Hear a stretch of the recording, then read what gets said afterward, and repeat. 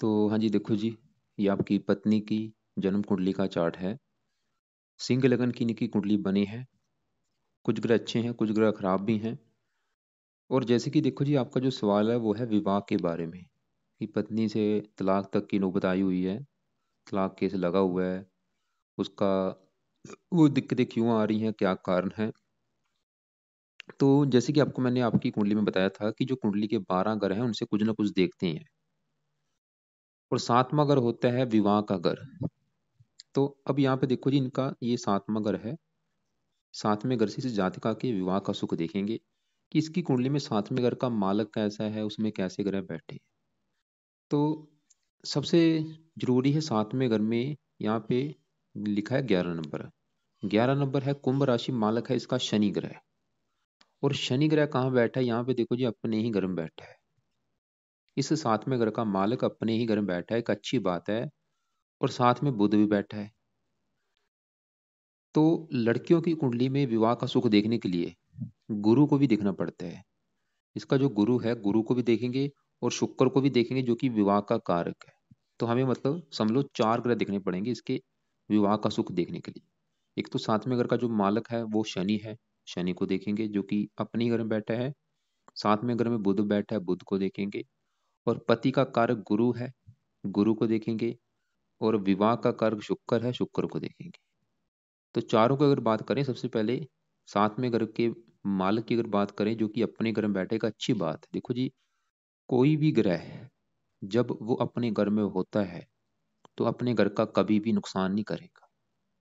जैसे कि शनि यहाँ पे 7वें घर का मालक है, अपने घर में बैठा है। तो शनि तो ये दिखा रहा है कि भाई विवाह का सुख अच्छा है, पति का सुख अच्छा मिलेगा। ठीक है, शनि के जो गुण हैं वो थोड़े से इसके पति में पाए जाएंगे। जैसे कि शनि थोड़ा सा क्रूर है, उसका पति थोड़ा सा क्रोधी हो, जिद्दी हो, थोड़ा सा पति क्रोधी स्वभाव का मिलेगा। लेकिन शनि ये दिखा रहा है कि भाई विवाह का सुख अच्छा है, पति का सुख अच्छा है। तो विवाह के मामले में मतलब शनि की स्थिति यहाँ पे अच्छी है। अब यहाँ पे जो बुध है, अगर बुध की बात करें, बुध एक तो शनि का है मित्र, फ्रेंड है, उसका दोस्त है, आपस में दोनों दोस्त हैं। और बुध ग्रह ये जो 6 लिखा है, ये है दूसरा घर, जो कि है इसके धन जोड़ने का, पारिवारिक सुख, वाणी, इसके लिए बुध को देखेंगे। और बुध ये जो 3 लिखा है 11वें घर का मालक है, लाभ का। यहाँ पे अगर सिंपल जी कुछ बुध की बात करें तो भाई बुध भी अच्छे फल देगा। धन जाके पति घर में बैठा, पति के आने के बाद धन आना शुरू होगा, या पति धन कमा के देगा, या पति काफी धनी होगा। लाभ जाके पति घर में बैठा है, पति के आने के बाद आमदन बढ़ेगी, इच्छाएं पूरी होंगी। मतलब बुध ये दिखा रहा है कि भाई पति के आने के बाद इसका धन इसकी लाइफ में आना शुरू हो जाएगा, इच्छाएं पूरी होनी शुरू हो जाएंगी। और पति, बुध के गुण भी पति में पाए जाएंगे, जैसे कि पति बहुत ज्यादा बुद्धिमान होगा, पति बहुत ज्यादा इंटेलिजेंट होगा, बुद्धिमान होगा, बुद्ध ये दिखा रहा है भाई। अब यहाँ पे देखो जी, मैंने आपको जैसे बोला शुक्र को भी देखा जाएगा और गुरु को भी। अगर गुरु की बात करें, दूसरे घर में बैठा है। और गुरु इस कुंडली में वैसे भी योग कारक है। ये जो 9 लिखा है 5वें घर का मालक है, 5वां घर है इसकी संतान का घर। संतान के लिए इस 5वें घर को, और 5वें घर का जो मालक है गुरु है।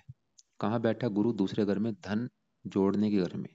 तो संतान जाके धन जोड़ने घर में बैठी, गुरु ये दिखा रहा है कि ये जातिका के पास धन आना शुरू होगा इसकी संतान पैदा होने के बाद भी। मतलब धन का मालक पति घर में, संतान जाके धन के घर में बैठी, संतान पैदा होने के बाद भी धन आना शुरू होगा। और संतान भी काफी धनी होगी, संतान भी धन कमा के देगी। गुरु मतलब यहाँ पे अच्छे फल देगा, योग कारक है। ये जो 12 लिखा है इस घर का भी मालक है, 8वें घर का, अपने घर को देखेगा, आयु लंबी कर देगा। इसके अलावा दूसरे घर में बैठा है, पारिवारिक सुख अच्छा, वाणी अच्छी कर देगा, इसकी बोलने का तरीका अच्छा होगा जातिका का, पारिवारिक सुख अच्छा। मतलब भाई गुरु भी अच्छा है। तो यहाँ पे गुरु भी अच्छा है जो कि पति का कारक है। अब अगर शुक्र की बात करें, शुक्र कहाँ बैठा है, 8वें घर में। वैसे तो कुंडली का 8वां घर अच्छा नहीं होता है, लेकिन यहाँ पे जो शुक्र है वो 8वें घर में उच्च का बैठा है। ये जो 12 लिखा है मीन राशि है, शुक्र की उच्च राशि। तो यहाँ पे शुक्र भी ये दिखा रहा है कि भाई विवाह का सुख अच्छा है। तो कुंडली में मतलब ये है कि कुंडली ये दिखा रही है कि विवाह का सुख अच्छा है, ऐसी कोई बात नहीं है। लेकिन एक नवांश कुंडली होती है। अगर नवांश, क्योंकि अगर मान लो लगन कुंडली में विवाह का सुख अच्छा दिख रहा है, तो हमें नवांश कुंडली भी देखनी पड़ती है। जैसे कि मान लो इसको दिक्कतें आ रही हैं, फिर तो भाई दिक्कतें क्यों आ रही, कारण क्या है। तो अगर नवांश कुंडली में देखें तो ये जो बुध है, बुध जैसे कि सातवें घर में लगन में बैठे, ये लगन कुंडली है।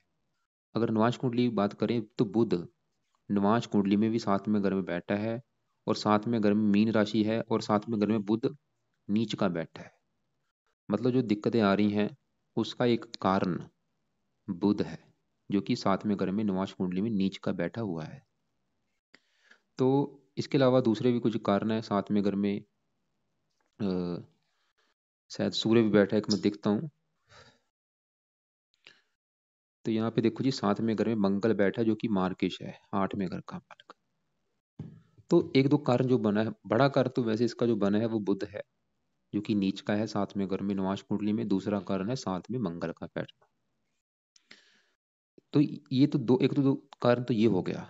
इसके अलावा देखो जी, अगर लग्न कुंडली की बात करें तो यहाँ पे जो इसकी कुंडली में मुझे सबसे जो ग्रह खराब लगे हैं, दो ग्रह खराब लगे हैं। बाकी ग्रह सभी अच्छे हैं, दो तीन ग्रह खराब लगे हैं, लेकिन जो दो ग्रह हैं वो सबसे बड़े लेवल पे खराब है। और दोनों में से जो सबसे ज्यादा ग्रह खराब है वो पहले नंबर पे वो ये राहु है।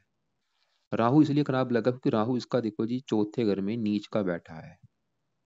घर है चौथा, राहु यहाँ पे चौथे घर में नीच का बैठा है। ये जो आठ लिखा है वृश्चिक राशि, जो कि राहु की है नीच राशि।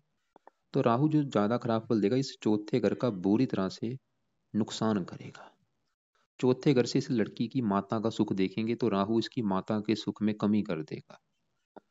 जहाँ तो माता होगी नहीं, जहाँ माता से कम बनेगी, जहाँ माता से प्रेम नहीं मिलेगा, जब माता के जीवन में कोई कष्ट होगा, माता को लेके कोई ना कोई दिक्कतें परेशानियां लाइफ में आएंगी। चौथा घर है मकान का, राहु मकान को भी लेके इसको दिक्कतें देगा।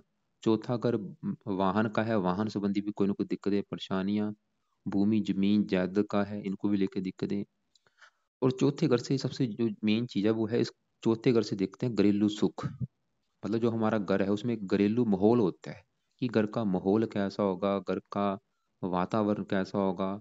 राहु ये दिखा रहा है कि घर में क्लेश बना रहेगा, घर का वातावरण शांत नहीं होगा। मतलब घर में कला क्लेश बना रहेगा इस राहु की वजह से, क्योंकि चौथे घर से घर का माहौल देखते हैं। तो यहाँ पे देखो जी, कोई ना कोई कारण ये राहु भी है। अगर घर में आपके क्लेश हो रहा है, लड़ाई झगड़े हो रही है, राहु भी है। तो राहु यहाँ पे मतलब माता मकान वाहन भूमि जमीन जायदाद नौकर चाकर, इनको लेकर दिक्कतें परेशानियां देगा। और इस जातक के ऊपर बड़ी राहु की दशा आने वाली है। इसका मतलब जो बुरा समय है वो शुरू होगा इस 2030 के बाद, जब बड़ी महादशा इस राहु की चलेगी। वो समय इसका काफी बेकार होगा। तो राहु आपको मैंने अभी जैसे बोला इसका सबसे ज्यादा खराब है। और दूसरा कारण यहाँ पे राहु देखो जी क्या कर रहा है, राहु की है तीन दृष्टियां। पांचवी दृष्टि पड़ेगी इस आठवें घर के ऊपर, और आठवें घर में कौन बैठा है, शुक्र। शुक्र अच्छा था, मैंने आपको बोला है उच्च का बैठा है, लेकिन राहु से पीड़ित है तो क्या होगा, शुक्र के अच्छे फलों में कमी आ रही। शुक्र विवाह का कारक है, थोड़ा बता राहु की वजह से शुक्र भी ये दिखा रहा है कि विवाह में थोड़ा बहुत मनमुटाव होगा, पति से लड़ाई झगड़े होंगे, क्योंकि विवाह का कारक शुक्र अच्छा नहीं है, वो पीड़ित हो चुका है। और यहाँ पे जो सूर्य बैठा है, सूर्य के ऊपर भी राहु की दृष्टि है। सूर्य इसका शरीर है, ये जो पांच लिखा है पहले घर का मालिक। पहला अगर इस जातिका का शरीर, शरीर भाई कैसा होगा, सेहत कैसी होगी, स्वभाव रंग रूप पर्सनैलिटी सर मस्तक, सूर्य से देखेंगे जो कि पीड़ित है राहु से। और ऊपर से आठवें घर में बैठा है, खराब घर में, सूर्य भी इसका खराब है। तीन ग्रह जो खराब बोले हैं, सबसे पहले नंबर पे राहु खराब, केतु खराब जो कि नीच का है, और सूर्य खराब। तीनों ग्रह कुंडली का अच्छे ग्रह मुझे नहीं लगे। सूर्य देखो जी दो कारणों से खराब है, एक तो आठवें घर में बैठा है, ऊपर से राहु की दृष्टि है। सूर्य जो खराब फल क्या देगा, एक तो जातिका को हेल्थ को लेकर दिक्कतें आएंगी, मानसिक रोगी बनाएगा, शरीर को रोगी बनाएगा। और सूर्य जिन चीजों का कारक है, कारक किसका, पिता का कारक है, पिता संबंधी दिक्कतें, सरकार का कारक है, सरकारी कामों में दिक्कतें, मान प्रतिष्ठा में कमी। तो इसने एक तो राहु के उपाय करने हैं, राहु के उपाय करने बहुत बड़े लेवल पे जरूरी हैं। क्योंकि जैसे मैंने बोला घर में क्लेश होगा इस राहु की वजह से। हो सकता है घर में वास्तु दोष हो, घर में चोरी हो जाए, घर में सांप निकलने, घर में आग लग जाना, ऐसी चीजें होती रहती। तो राहु के लिए, राहु के उपाय तो ये जाति का लाइफ टाइम करे। खासकर राहु की दशा जब चलेगी उस समय ज्यादा करने। तो उपाय में से एक तो इसका दान करना है लाइफ टाइम, राहु कवच का पाठ, स्रोत का पाठ लाइफ टाइम। और मंत्र एक बार सिद्ध करके चाहे छोड़ देनी है, 18,000 मंत्र एक बार पूरे करो, चाहे बाद में छोड़ देना। और कुछ वीडियो आपको मैंने पहले भी भेजी हुई है 25 उपाय वाली, उसको भी देख लेना, जिसमें से लगता है जो उपाय कर सकते हैं वो करने हैं। दूसरा जो कह रहा है खराब केतु है, ये नीच का बैठा है, काम काज में दिक्कत देगा, इसके भी आप दान करते रहें ये जाति का। और जैसे कि सूर्य के सही करने के लिए सुबह के टाइम ये सूर्य के भी आप ये जाति का एक दो माला मंत्र आप करें लंबे समय के लिए, ओम गणेश सूर्य नमः। और लेकिन देखो जी, आपकी जो दिक्कत है वो है भाई विवाह के मामले में। तो उस प्रॉब्लम को कैसे सही करना है, तो आपने क्या करना है इस जातिका के लिए। जैसे मैंने बोला, इसको जो मैरिज लाइफ में दिक्कतें आ रही हैं, पहला कारण तो है ये बुध का नवांश कुंडली में साथ में घर में नीच का बैठना। तो जो मैरिज में दिक्कतें आ रही हैं उसका एक कारण है ये बुध। दूसरा कारण शुक्र का राहु से पीड़ित होना है। और तीसरा कारण ये राहु भी है जो कि चौथे घर में बैठा है, जहाँ से घर का माहौल देखते हैं, ये दिखा रहा है कि भाई घर में कलेश होगा। तो आप देखो जी क्या करो, आप इसके पति हैं, ये जातिका नहीं कर सकती, आप इसके लिए ये बुध के मंत्र एक बार संकल्प लेके 16,000 पूरे करो। संकल्प कैसे लेना है आपने कि हे बुध देवता जी, आप मेरी पत्नी की कुंडली में साथ में घर में नवांश कुंडली में साथ में घर में बैठे हैं, और साथ में घर में आप नीच के बैठे हैं। और जहाँ तक कि मुझे लग रहा है कि जो विवाह संबंधी दिक्कतें आ रही हैं, अगर प्लीज़ आपकी वजह से वो दिक्कतें आ रही हैं ना आए, आपको मैं प्रसन्न करने के लिए आपके जो मंत्रों की संख्या है वो है 9,000। ये 9,000 मैं मंत्र पूरे करूंगा। तो बुद्ध के जो मंत्र है 9,000 है, एक और मंत्र पूरे जरूर करो। इसके अलावा आपने बुद्ध के मान लो अपने 9,000 पूरे कर लिए, फिर आप संकल्प लेके शुक्र के भी एक बार अपनी पत्नी के लिए 16,000 मंत्र पूरे करो। बुध के बुधवार शुरू करने हैं सुबह के टाइम, शुक्र के शुक्रवार से। पहले 9,000 कर लो, फिर शुक्र कर लेना। तीसरा आपने जो मंत्र सिद्ध करना है अपनी पत्नी के लिए, वो ये शनि के करो। क्यों करना है शनि, क्योंकि अपने ही घर में बैठा है, लेकिन फिर भी देखो जब दिक्कतें आ रही हैं, तो शनि का आपने संकल्प लेना है कि हे शनि देवता जी, आप मेरी पत्नी की कुंडली में, जिसका नाम ये है, उसकी जात ये है, गोत ये है, आप उसकी कुंडली में साथ में घर में बैठे हैं, साथ में अगर है विवाह का, वैसे तो आप अपने घर में बैठे, फिर भी हमें पति पत्नी को विवाह संबंधी बहुत ज़्यादा दिक्कतें आ रही हैं। तो शनि देवता जी, मैं चाहता हूँ कि आपकी वजह से जो दिक्कतें अगर कोई आ रही हैं पत्नी को लेके, वो प्लीज़ ना आए, पत्नी का सुख अच्छा मिले। इसलिए मैं अपनी पत्नी के लिए आपके मंत्रों को एक बार रिपीट करूंगा, सिद्ध करूंगा। तो ये मंत्र जो है शनि के, वो है 23,000।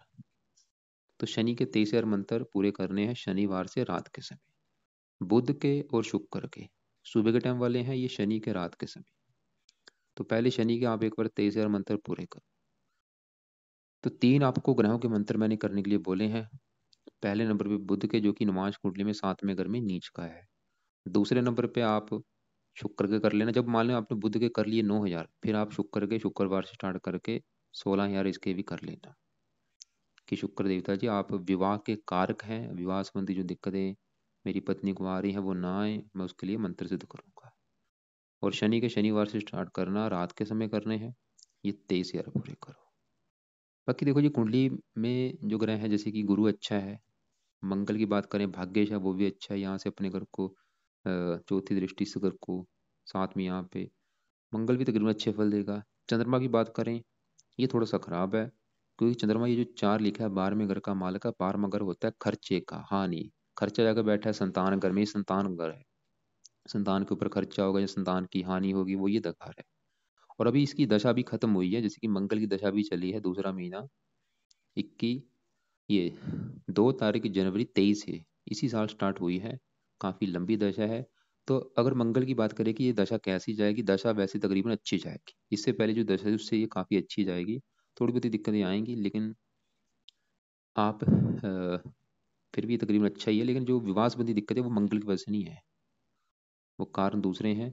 बाकी देखो जी, इतने कोई अगर बात की जाए, इतने बड़े लेवल पे कारण नहीं है इनकी कुंडली में, कि इसकी मतलब इसकी कुंडली ये नहीं दिखा रही कि इतना कोई बड़े लेवल पे इसको मैरिज में दिक्कतें हैं, कि ऐसी बात भी नहीं है। क्योंकि साथ में घर का मालिक शनि अपने घर में बैठा है, बुध अपने घर में बैठा है, बुध मित्र राशि में है, पति कारक गुरु अच्छा है। तो हो सकता है कि वो दिक्कतें अगर आ रही हैं वो आपकी वजह से हों। बाकी पत्नी की कुंडली से कोई इतना मुझे बड़ा कारण नहीं लगा वैसे। फिर भी आप एक बार ऐसे करना, मुझे कॉल करना, आप एक बार कॉल करके मुझे डिस्कस करो, और जो भी सवाल होंगे लिख लेना, कॉल करके आप मुझे पूछ लेना। 7:30 चल रही थी, लेकिन वो अभी ख़त्म हो चुकी है, 17 जनवरी को ख़त्म हो चुकी है। कितने दिन हो चुके हैं, 9-10 दिन हो चुके हैं, ख़त्म हो चुकी है। पिछले जो 7.5 साल से चल रही थी, उसकी वजह से भी इसकी लाइफ में जातिका की काफ़ी चेंज आएगा, क्योंकि साढ़े सती अच्छी नहीं मानेगी। और एक और बात मैं बोलता हूँ, ये जो बुध शनि है, देखो जी, साथ में घर में जब बैठते हैं, मैंने जो पढ़ा है मैं आपको बता दूं, बुध शनि की जो युति होती है नपुंसक बनाती है।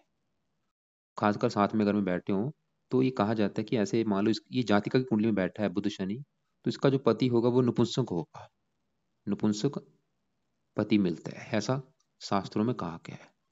लेकिन कई बार कंडीशन लागू सभी जगह लागू नहीं होती, तो इसलिए बताना जरूरी है, क्योंकि अगर आपको ऐसी कोई नौबत है तो आपको पता चल जाए।